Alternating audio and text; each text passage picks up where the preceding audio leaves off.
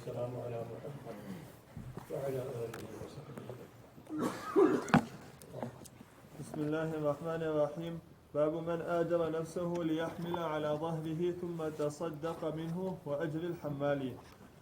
وبه قال حدثنا سعيد بن يحيى بن سعيد القرشي حدثنا أبي قال حدثنا الأعمش عن شقيق عن أبي مسعود الأنصاري رضي الله عنه قال كان رسول الله صلى الله عليه وسلم إذا أمر بالصدقة انطلق أحدنا إلى السوق فيحامل فيصيب المدة وإن لبعضهم ل100,000 قال ما نراه إلا نفسه. من آجر نفسه، اس نے اپنے آپ کو مزدور بنا دیا تاکہ یحمل علی ظہرہ، تاکہ اپنی پیٹھ پر بوجھ ڈال دے. متصدق پھر صدقہ کیا اور حمال کی اجرت جائز ہے.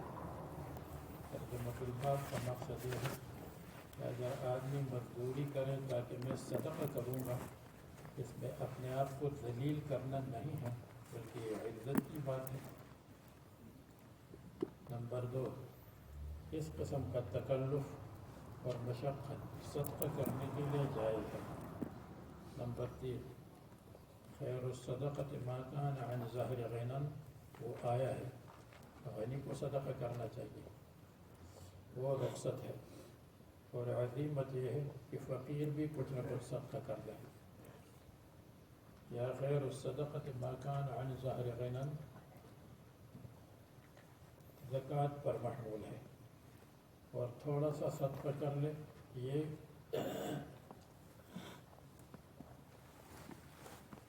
کہاں گئے تھے؟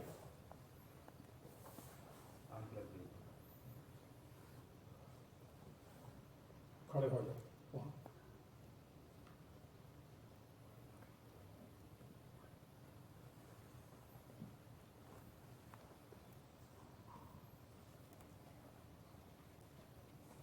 رخصت پر محمول ہے، اور عظیمت یہ ہے کہ کچھ نہ کچھ صدقہ کرتا رہے.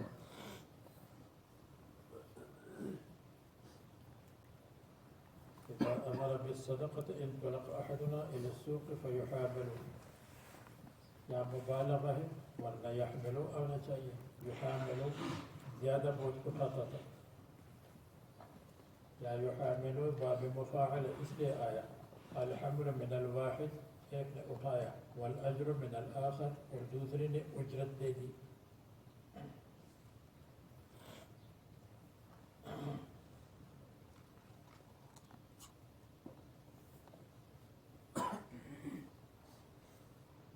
وَإِنَّ لِبَعْضِهِمْ ل100,000، اور بعض آج کل لکھپتی ہے. یہ ل100,000 اسی سے لوگوں نے لکھپتی نکالا ہے. 100,000 کیا ہوتا ہے، 100,000 کیا ہوتا ہے، 1,000 کیا ہوتا ہے، 500,000 کیا ہوتا ہے. یہ حدیث زبیر میں گزر چکا ہے اور آپ کو بتلا چکے ہیں. قال ما نراه الا نفسه، میرا گمان ہے کہ صرف ما نراه، میرا گمان ہے کہ کوئی اور مراد نہیں. اراد نفسه. اب اجر السمسارۃ، سمسار کی اجرت جائز ہے. السمسار المتوسط بین البائع والمشتری، بائع اور مشتری میں جو متوسط ہو اس کو کہتے ہیں. دلال بھی اس کو کہتے ہیں. دلال وہ ہے صاحب السلعۃ جو بائع کے ساتھ ہو. اجرت، دلال کی اجرت جائز ہے، بائع سے لے لے یا مشتری سے لے لے. اور اگر دونوں سے لے تو بعض کہتے ہیں صحیح نہیں ہے، اور بعض کہتے ہیں، اکثر کہتے ہیں صحیح ہے. بائع سے بھی لے لیا، مشتری سے بھی لے لیا. جو کہتے ہیں دونوں سے نہیں لینا چاہیے، وہ یہ کہتے ہیں کہ جب دونوں سے لے گا تو دونوں کے لیے مخلص نہیں ہوگا، اور اگر ایک سے لے گا تو اس کے لیے زیادہ اخلاص کرے گا، محنت کرے گا. لیکن اصل میں یہ اس کا تعلق ہے ایک کے لیے بھی محنت کرتا ہے بیچتا ہے، دوسری کے لیے محنت کرتا ہے خریدتا ہے، اس اعتبار سے دونوں کے لیے جائز ہے، دونوں سے لینا جائز ہے۔ اجرت معلوم ہونا چاہیے یا اجرت فیصد کے اعتبار سے ہونا چاہیے، جتنے میں نے بیچا یا جتنا نفع ہوا اس کا اتنا فیصد میں لوں گا۔ فیصد معلوم نہیں لیکن سبب نزاع نہیں، جھگڑا نہیں ہوگا۔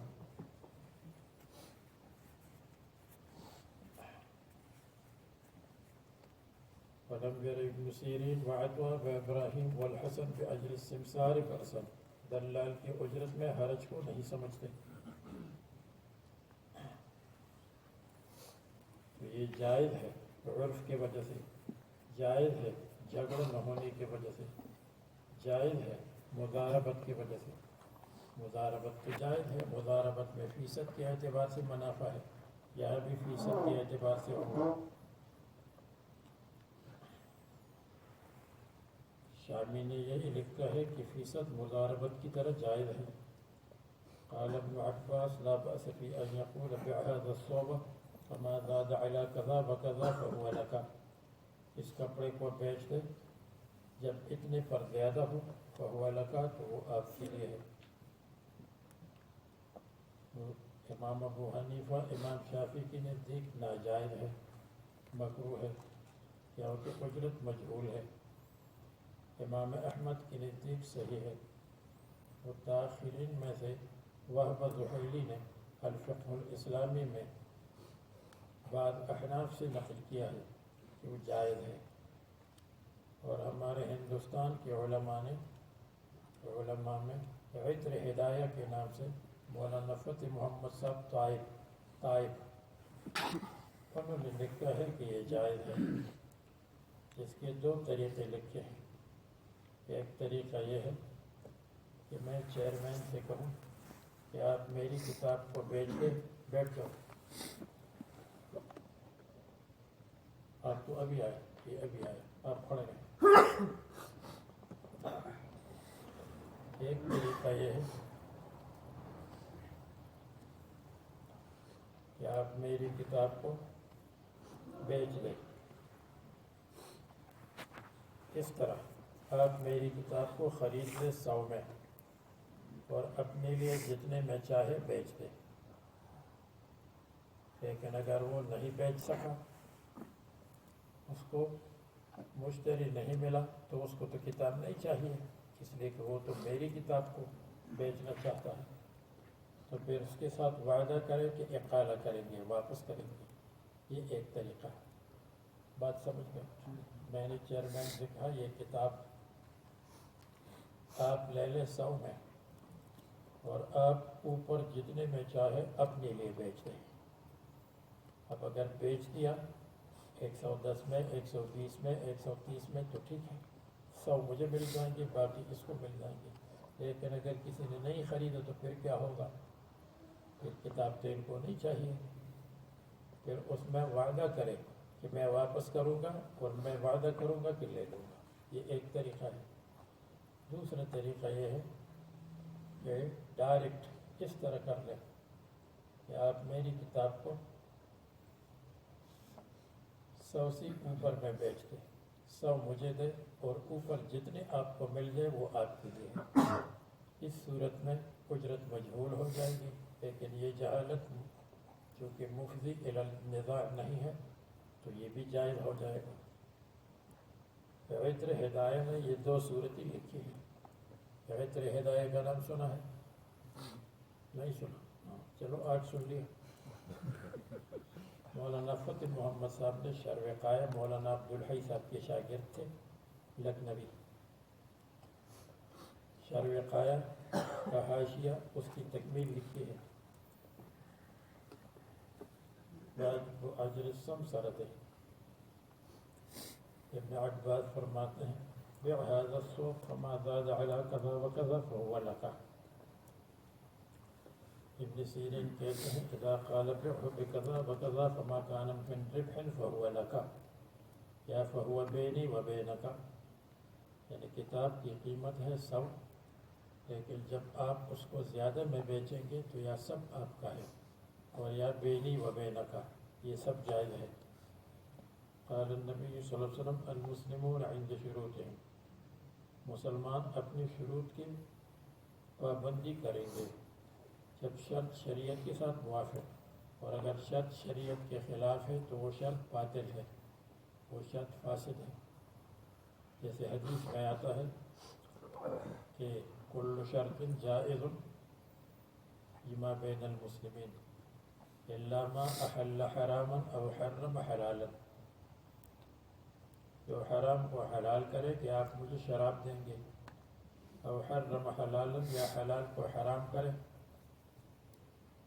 یہ عبارت ایسی ہے کل صلح جائز الا ما احل حراما او حرم حلالا، ہر صلح جائز ہے مگر وہ جو حلال کو حرام یا حرام کو حلال کرے۔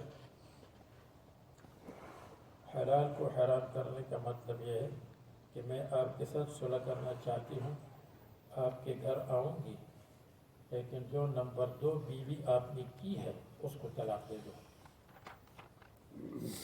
یہ صحیح نہیں۔ حدثنا مسدد حدثنا عبد الواحد حدثنا معمر عن ابن طاووس عن أبيه عن ابن عباس رضی اللہ عنہما قال نهى رسول اللہ صلی اللہ علیہ وسلم ان تتلقى الركبان، قافلے کا استقبال کر کے سب کچھ لے لے۔ ولا يبيع حاضر لباد، قلت يا ابن عباس ما قوله لا يبيع حاضر لباد قال لا يكون له سمسار۔ ایک حدیث ہے جس کی وجہ سے لوگ کہتے ہیں کہ اگر مجہول اور یا اجرت مجہول ہو اور یا اجرت ایسی ہے کہ جو خود اجرت کام کرنے والے کے عمل سے حاصل ہو تو وہ جائز نہیں ہے، اور استدلال کرتے ہیں قفیز الطحان سے۔ قفیز الطحان میں طحان نے اس کو پیسا، اور اگر وہ کہے میں کسی میں سے اجرت لوں گا تو اس کو فقہاء نے جائز نہیں کہا۔ قفیز الطحان کی روایت اتنی مضبوط نہیں ہے، اس کی سند میں ہشام ابو قلیب ہے اور عبد الرحمن افریقی ہے، اور ان دونوں کو ضعیف کہا گیا ہے۔ بہرحال قفیز الطحان پر عمل کرے، اور یوں کہ قفیز الطحان کو نہ لے، مثلا یہ کہ میں آپ کے غلے کو پیسوں گا اور اسی میں سے میں اجرت لوں گا 1 ساع 2 ساع، اس طرح نہ کرے۔ اور جو اس پر قیاس ہے، جیسے قفیز الطحان پر یہ قیاس ہے کہ آپ میرے لیے کمیشن ایجنٹ ہیں، تو جتنے میں آپ نے خریدا یا جتنے میں آپ نے بیچا تو اس میں سے آپ کو اتنا فیصد ملے گا، اس کو جائز کہا جائے، اس لیے کہ قفیز الطحان نہ منصوص ہے، اور کمیشن ایجنٹ اس پر وہ معروف ہے، لوگوں میں معروف ہے۔ تو جب عرف اور قیاس کا مقابلہ آ جائے تو عرف کو ترجیح دی جائے گی، تو عرف کی وجہ سے یہ جائز ہوگا۔ اگر قیاس قفیز الطحان پر کرے تو ناجائز ہے، لیکن اگر ہم اس کا قیاس مضاربت پر کریں تو پھر جائز ہوگا، اس لیے کہ مضارب میں مضارب اپنے عمل میں سے حصہ اور فائدہ لیتا ہے، عمل تو مضارب نے کیا۔ پڑھو جی۔ باب هل يؤاجر الرجل نفسه من مشرك في أرض الحرب. وبه قال حدثنا عمر بن حفص قال حدثنا أبي قال حدثنا الأعمش عن مسلم عن مسروق قال حدثنا خباب قال كنت رجلا قينا فعملت للعاص بن وائل فاجتمع لي عنده فأتيته أتقاضاه فقال لا والله لا أقضيك حتى تكفر بمحمد صلى الله عليه وسلم. فقلت أما والله حتى تموت ثم تبعث؟ فلا. قال وإني لميت ثم مبعوث؟ قلت نعم. قال فإنه سيكون لي ثم مال وولد فأقضيك. فأنزل الله أفرأيت الذي كفر بآياتنا وقال لأوتين مالا وولدا.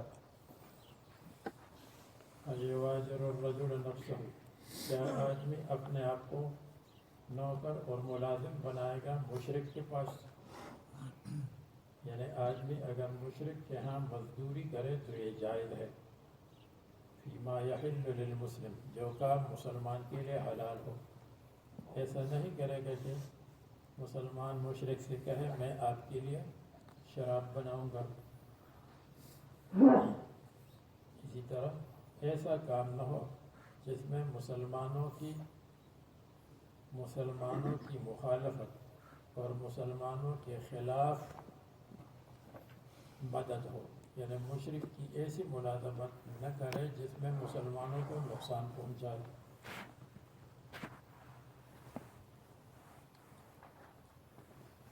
اس میں یہ ہے کہ خباب رضی اللہ عنہ، حدیث پہلے گزر چکی ہے، خباب رضی اللہ عنہ لوہار کا کام کرتے تھے عاصم بن وائل کے لیے۔ عاصم بن وائل پکا مشرک، خباب ابن ارد رضی اللہ عنہ اعلیٰ درجے کے مسلمان، تو یہ جائز ہے۔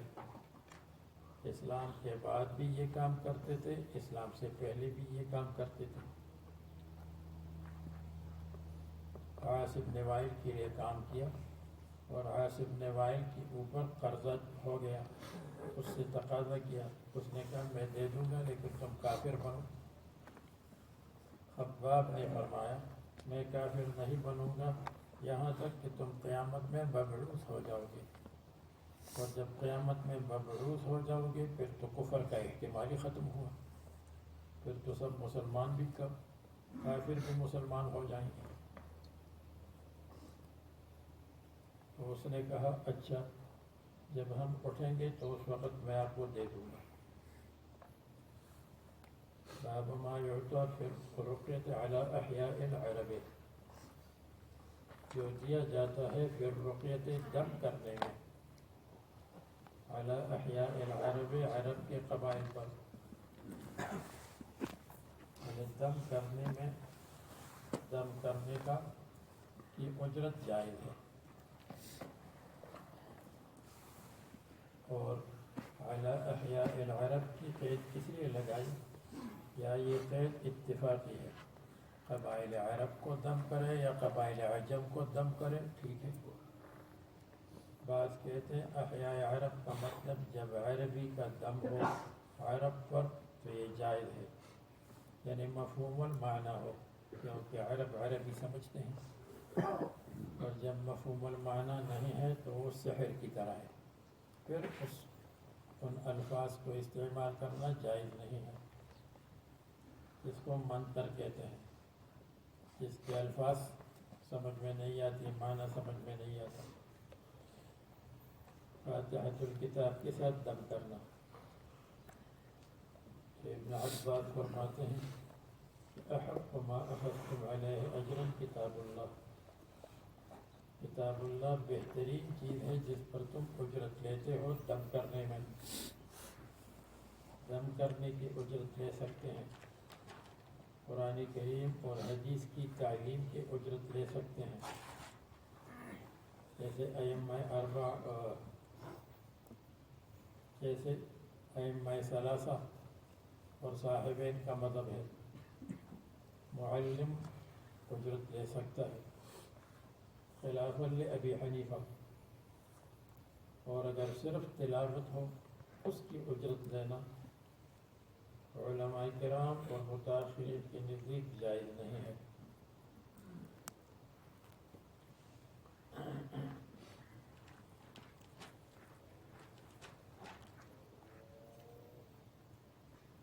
اور بعض محققین نے مجرد تلاوت، صرف تلاوت کی اجرت کو جائز کہا ہے، اور امام شافعی رحمہ اللہ بھی یہ فرماتے ہیں، جائز ہونا فرماتے ہیں۔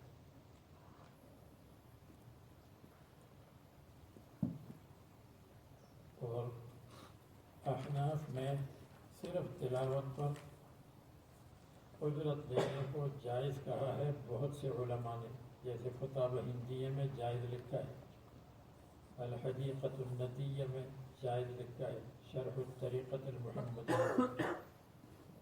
اسی طرح وہبانیہ کی شرح میں جائز لکھا ہے، فتاوی بزازیہ، اور اشباہ والنظائر کی شرح حموی، الحموی علی الاشباہ، الجوہرۃ النیرہ، بزازیہ، سب نے جائز لکھا ہے، لیکن متاخرین نے جیسے شامی ناجائز لکھا ہے، اور شامی فرماتے ہیں کہ ضرورت کی وجہ سے اجرت لینا جائز ہے، اور اس میں کوئی ضرورت نہیں ہے۔ تلاوت مجردہ کی کیا ضرورت ہے؟ تعلیم کی ضرورت ہے، امامت کی ضرورت ہے، مؤذن کی ضرورت ہے، لیکن تلاوت مجردہ کی کوئی ضرورت نہیں، خالی تلاوت۔ اس لیے اس کی اجرت ناجائز ہے۔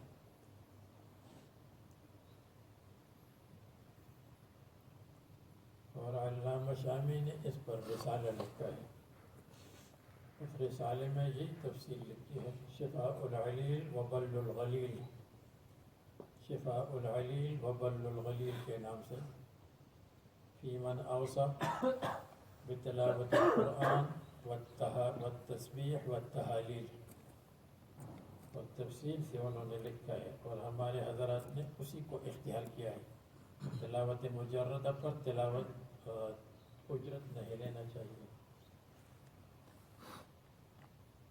اور پھر جہاں تلاوت کی اجرت لیتے ہیں تو اس کو حبس الوقت کی اوپر محمول کرے، یعنی میں آپ کے ہاں اتنے منٹ کام کروں گا تو وہ حبس الوقت، وقت میں محبوس ہونا، اس کی اجرت لے لے، صرف تلاوت کی اجرت نہ لے۔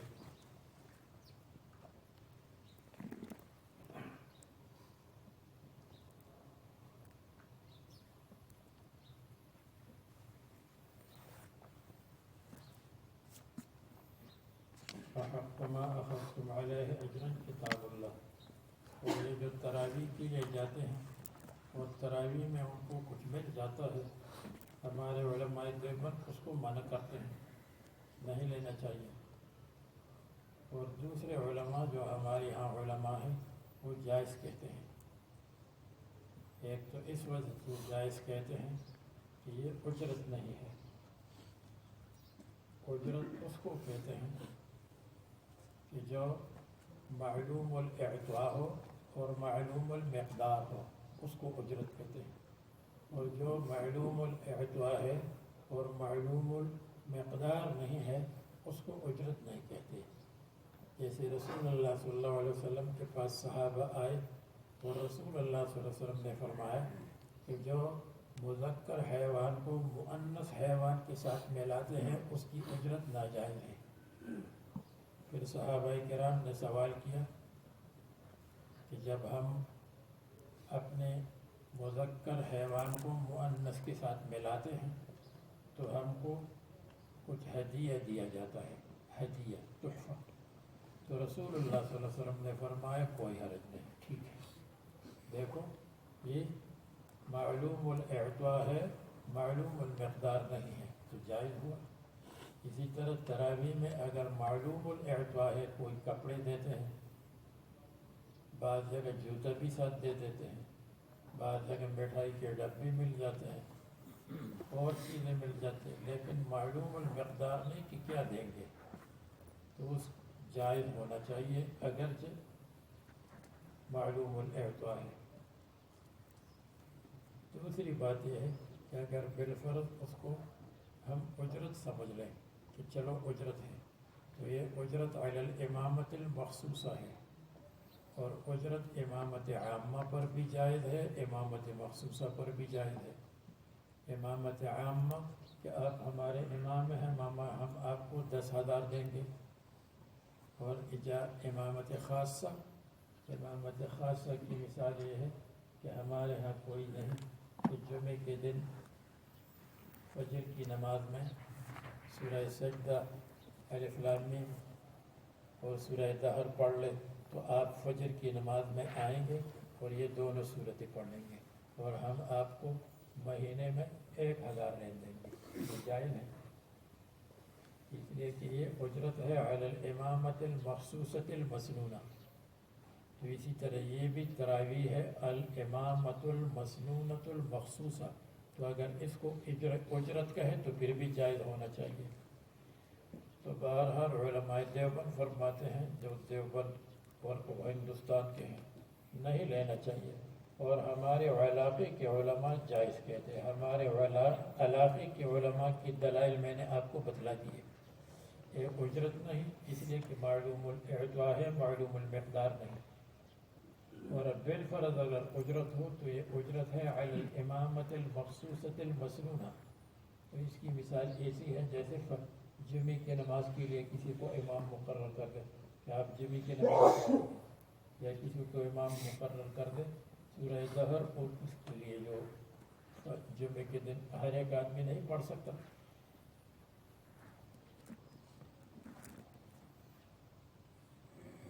مصنف کے نزدیک معلم کی اجرت جائز ہے، اور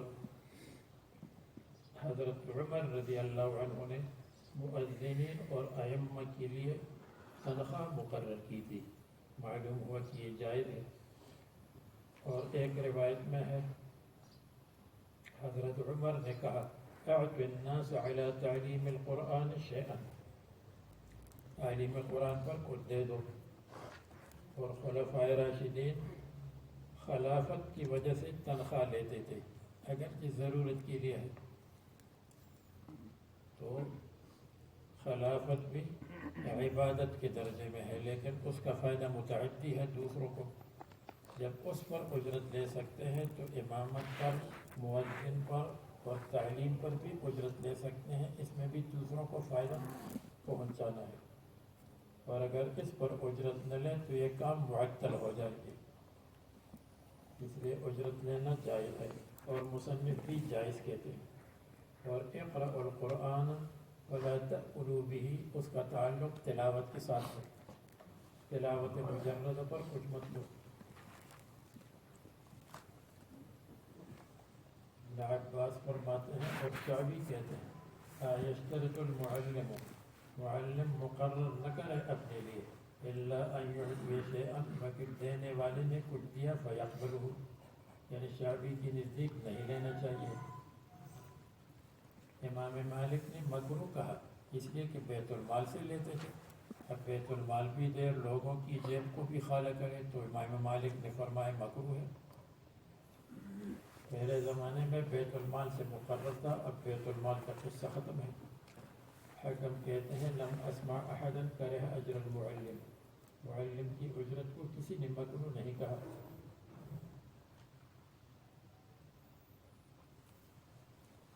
وأعطى الحسن 10 دراهم، اور حسن نے معلم کو 10 درہم دے دیے،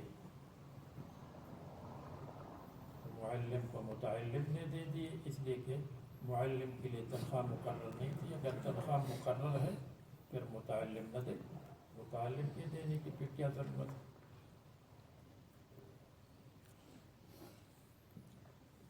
اور ابن سیرین نے حرج نہیں سمجھا کہ اجر القسام میں تقسیم کرنے والا اگر لوگوں کی زمین کو تقسیم کرتا ہے تو اجرت لے سکتا ہے۔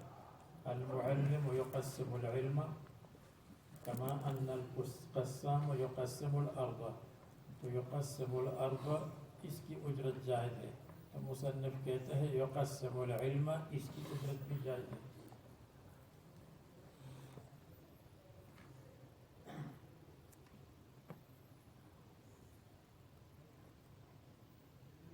اور بعض لوگوں نے تو کہا جب تنخواہ کسی کی مقرر نہ ہو، رأيت أحق الحق حق المعلم وأوجبه حقا على كل مسلم، لقد حق أن يهدى إليه كرامة لتعليم حرف واحد 1000 درهم، ایک حرف کی تعلیم میں 1000 درہم اس کو دینا چاہیے معلم کو، اگر متعلم دے۔ متعلم کے اوپر تو کوئی بوجھ نہیں ہے، متعلم کے اوپر اس زمانے میں نہ برتن کا دھونا ہے، نہ اس کے اوپر چائے کا بنانا ہے، نہ اس کے اوپر کپڑے کا دھونا ہے، سب مدرسہ کر رہا ہے، نہ تنخواہ ہے، یہ سارا کام مدرسہ کر رہا ہے، پھر بھی طالب علم ناراض ہے۔ ایک بچے نے اپنی ماں سے کہا امی یہ آپ کی ٹانگیں بہت گوری ہیں، سفید ہیں۔ اس نے کہا چپ ہو جاؤ، تیرا باپ اس میں بھی باتیں کرتا ہے، تیرا باپ اس میں بھی چوں چوں کرتا ہے۔ تو سب کچھ مدرسے کی طرف سے ہے اور پھر بھی یہ طالب علم چوں چوں کرتے ہیں، چوں چوں چوں۔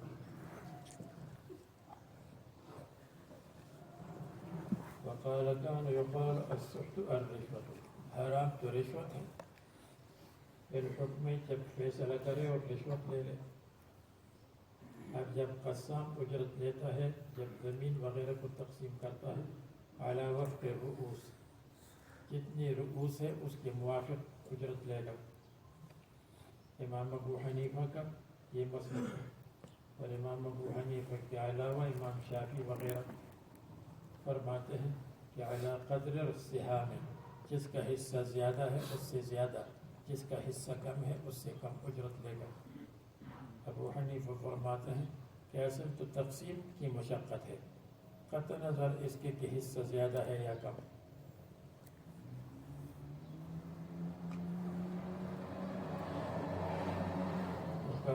وکانوا یعطون، اور لوگوں کو اجرت دی جاتی تھی علی الخرص، اسٹیمیٹ لگانے پر، اندازہ لگانے پر۔ جیسے آج کل کہتے ہیں میں یہاں مکان بناؤں گا، مکان میں اتنے کمرے ہوں گے، اوپر اتنے کمرے ہوں گے، آپ اس کے لیے نقشہ بنا دیں اور آپ اس کے لیے اسٹیمیٹ لگا دیں کہ اس پر کتنا خرچہ ہوگا۔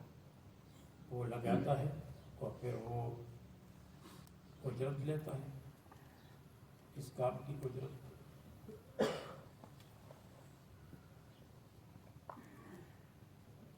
اب امام ابو حنیفہ رحمہ اللہ جو کہتے ہیں کہ یہ ناجائز ہے، ایک تو اس لیے کہ اس زمانے میں معلمین کا وظیفہ مقرر تھا بیت المال سے، تو لوگوں سے کیوں لے لیں؟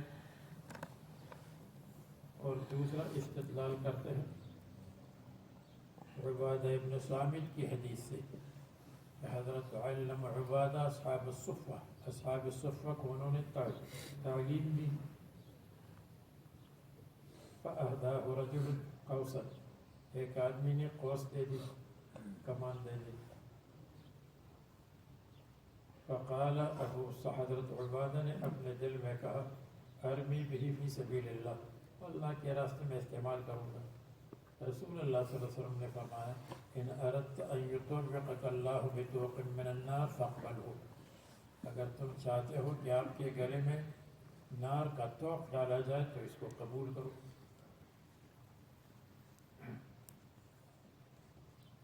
اس کی سند میں مغیرہ ابن زیاد ہے جس پر کلام ہے، اسود ابن ثعلبہ ہے جس پر کلام ہے، لیکن فتاوی دارالعلوم زکریا کی 5ویں جلد میں اس کی تحقیق ہے کہ اس کی اتنی اسانید ہے کہ بعض اسانید حسن ہے، اگرچہ بعض اسانید پر کلام ہے، تو حدیث حسن کے درجے میں ہے، لیکن پھر اس پر اشکال ہے کہ یہ تو ہدیہ تھا، اور ہدیہ تو سب کے نزدیک جائز ہے، تو پھر رسول اللہ صلی اللہ علیہ وسلم نے کیوں فرمایا کہ یہ آپ کے لیے توق من النار ہے؟ اس کی اچھی توجہ یہ ہے کہ یہ کہا جائے کہ ہدیہ لینا یہ بھی اصحاب الصفہ سے جائز نہیں تھا لینا، اس کے کہ اصحاب الصفہ انتہائی غریب فقیر تھے، وہ ان کو دینا چاہیے تھا، یہ نہیں کہ ان سے لے لے، تو یہ ان کی خصوصیت تھی کہ ان سے نہ ہدیہ لے نہ اجرت لے۔ باقی لوگوں سے ہدیہ تو لے ہی سکتے ہیں سب کے نزدیک، اور اجرت بھی لے سکتے ہیں۔ کیا یہ منسوخ ہے؟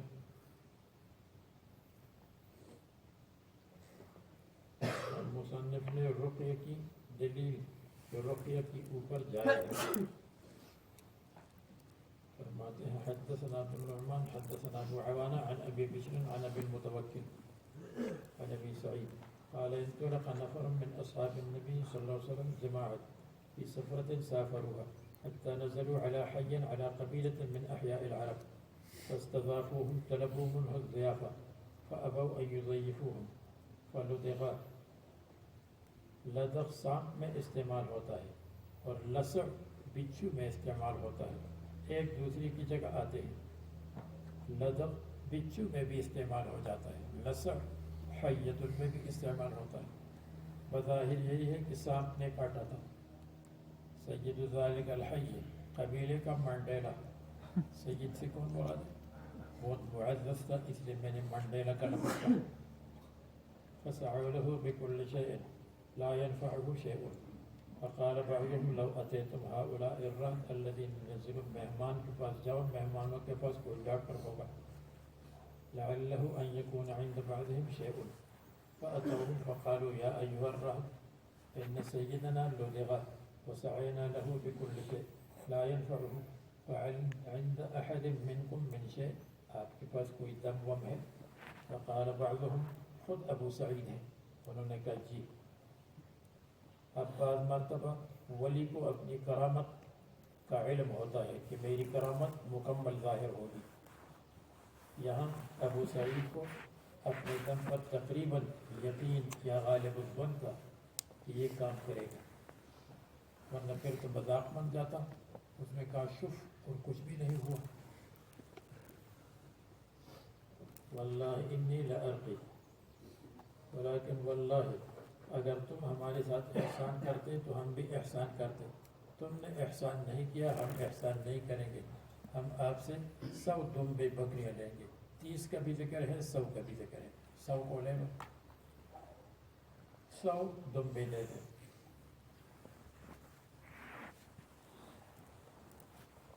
ایک معامل نے کسی کو دم کیا، ان سے 10,000 روپے لے لیے پاکستان میں۔ کسی نے اس سے کہا کہ تو آپ نے بہت زیادہ لیے 10,000۔ اس نے کہا پھر بھی ابو سعید خدری نے جتنے لیے تھے اس سے کم ہے۔ ہر ایک آدمی کے پاس دلیل ہوتی، ابو سعید والے سے کم ہے۔ فما انا براق لکم، میں دم نہیں کروں گا حتی تجعلوا لنا جعلا فصالحوهم على قطيع من الغنم، تو ان کے ساتھ مصالحت کی على قطيع من الغنم، قطيع اور ریبڑ، 30 کا ذکر ہے اور 100 کا ذکر ہے، یا 2 واقعات ہے، 2 واقعات تو بظاہر نہیں ہے۔ پہلے 30 کا مطالبہ کیا، انہوں نے کہا ہم 100 دیں گے لیکن منڈیلٹی ہوگا۔ فانطلق يدخل عليه يقرأ والحمد لله رب العالمين، سورہ فاتحہ۔ اگر کوئی کہے سورہ فاتحہ اس کا کیا تعلق ہے شفا سے، تو جواب یہ ہے اس میں ہے بسم اللہ الرحمن الرحیم، اس کے بعد نیت کرو استشفی، میں شفا چاہتا ہوں، شفا آ گئی۔ بسم اللہ کے بعد تو کوئی تعلق والا ہوگا، متعلق، اور یہ متعلق ہے، تو بسم اللہ اقرأ، بسم اللہ ابدأ، بسم اللہ استشفی، شفا آ گئی اس میں۔ الرحمن الرحیم، یا اللہ رحم کر کے اس کو شفا دے دے، اس میں بھی شفا آ گئی۔ اہدنا الصراط المستقیم، اے اللہ مجھ کو منزل مقصود تک پہنچا دے، اور یہاں منزل مقصود اور مقصد کیا ہے؟ شفا، شفا دے دے، اس میں بھی ہے۔ اور انعمت علیہم، انعمت علیہم، جس پر آپ نے احسان کیا، یا اللہ اس پر بھی احسان کرے، انعام کرے۔ اور ایاک نعبد و ایاک نستعین، نستعینک فی شفاء ھذا الرجل، دیکھو اس میں کتنی شفا کی باتیں آ گئیں، بظاہر کوئی بھی شفا کی بات نہیں۔ فکأنما نشط من عقال، وہ اس طرح ٹھیک ہو گیا جیسے کہ اونٹ کو کھولا جائے رسی سے، جیسے اونٹ کی رسی کو کھول دے، اونٹ یکدم جمپ لگا دے، اس نے بھی جیسے دم لگیا اس نے جمپ لگایا، بالکل ٹھیک ٹھاک ہو، خلاف عادت۔ فانطلق یمشی ما به قلبۃ ما به علت و مرض، بیماری، درد، قلبۃ اس درد کو کہتے ہیں جس کی وجہ سے آدمی ینقلب، کروٹ بدلتا ہے، اس کو آرام نہیں آتا۔ قال فأوفوهم جعلهم الذي صالحوه، تو انہوں نے پورا دے دیا تو جعلهم وہ انعام، صالحوهم جس کے ساتھ مصالحت کی تھی، جعلهم انعام یا جعلهم اجرت، ما جعلوا لهم اجرتا، جس کو انہوں نے اجرت بنایا تھا۔ فقال بعضهم اقسموا، بعض نے کہا تقسیم کرو، فقال الذي رقى ابو سعید نے فرمایا یہ حضرت ابو سعید کا حسن اخلاق اور حسن مروت ہے، یہ سب میں تقسیم کیا، ورنہ جو دم کرتا ہے تو اس کی جیب میں جانا چاہیے، اس کی جیب گرم ہونا چاہیے، لیکن وہ تو صحابی تھے ابو سعید خدری رضی اللہ عنہ، مکثرین حدیث میں سے 1170 ہے۔ لا تفعلوا حتى نأتي النبي صلی اللہ علیہ وسلم فنذكر له الذي كان، کیا واقعہ ہوا، فننظر ماذا يأمرنا، فقدموا على رسول الله صلی اللہ علیہ وسلم فذكروا له فقال وما يدريك أنها رقية، تم کو کیا معلوم تھا، تم کو کس نے بتایا کہ یہ دم ہے، اس لیے آپ کو بتایا کہ اس میں کوئی دم والی بات تو ہے نہیں، یہ تو نہیں ہے کہ اس میں بسم اللہ ارقی کا من کل شیء یؤذی کا من کل عین حاسد من کل نفس او عین حاسد اللہ یشفی کا، یہ الفاظ ہے، اس میں شفا کے الفاظ ہیں۔ وَإِن يَكَادُ الَّذِينَ كَفَرُوا لَيُزْلِقُونَكَ بِأَبْصَارِهِمْ، اس میں نظر بد کی طرف اشارہ ہے، لیکن الحمدللہ رب العالمین میں اول سے آخر تک اس میں تو شفا کی کوئی بات ہی نہیں۔ ابو سعید خدری رضی اللہ عنہ نے جب کہ اللہ تعالیٰ نے ان کے دل میں ڈالا کہ یہ سورہ شفا ہے، وہ سورہ شفا کیوں ہے تو اس کی اسباب اور وجوہات بندہ ضعیف نے آپ کو بتلا دی۔ وقال قد اصبتم، تم نے ٹھیک کیا، اقسموا، تقسیم کرو، تقسیم کی ضرورت نہیں تھی لیکن حضرت نے فرمایا چلو یہ بھی خوش ہو جائیں گے، وَاضْرِبُوا لِي مَعَكُمْ سَهْمًا، میرے لیے حصہ مقرر کرو، یہ اس لیے فرمایا تاکہ ان کو اطمینان ہو جائے کہ حلال طیب ہے، اتنا حلال طیب ہے کہ سید المرسلین بھی کھائیں گے۔ فضحک النبی صلی اللہ علیہ وسلم، رسول اللہ صلی اللہ علیہ وسلم اپنے صحابی کی کرامت کو سن کر کے اتنے خوش ہو گئے کہ تبسم ضحک میں بدل گیا۔ اکثر تو رسول اللہ صلی اللہ علیہ وسلم تبسم فرماتے تھے، لیکن اب یہاں تبسم کی جگہ ضحک، تبسم ابتداء منتہیا الی الضحک۔ قال ابو عبد الله وقال شعبہ حدثنا ابو بشر سمعت ابا المتوکل بهذا